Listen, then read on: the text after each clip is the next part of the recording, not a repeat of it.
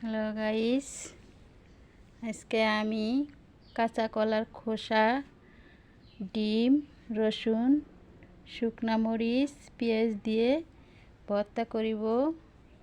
আপনারা দেখেন কিভাবে করি। এখন চোষাগুলা সিদ্ধ করিব। একটু লবণ দেব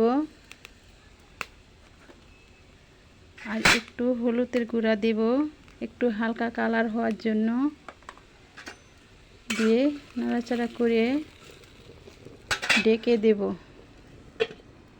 এখন আমাদের খোসা সিদ্ধ হয়ে গেছে, নামিয়ে রেখে পেঁয়াজ মরিচ ভাজবো। এখন আমাদের ভর্তার জন্য সব রেডি হয়ে গেছে। এখন আমরা ভর্তা করব, এক এক করে সব দিয়ে দেব। আমরা এই হোলার ভিতরে ভর্তাটা করব, এর ভিতরে এক এক করে সব এখন দিয়ে দেব।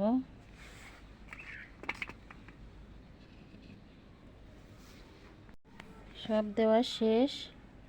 এখন আমরা ডিমটা একটু পরে দেব, আগে এটা সিদ্ধ গালিয়ে রাখি। এখন ডিম দিয়ে দেব। এভাবে ভর্তাটা করলে ভর্তাটা অনেক মজা হয়। আপনারা ভর্তা এভাবে করে দেখেন, খেয়ে অনেক মজা পাবেন। ফাইনালি আমাদের ভর্তার লুক দেখেন কেমন, আপনারা বানিয়ে খেয়ে দেখেন, অনেক মজা পাবেন।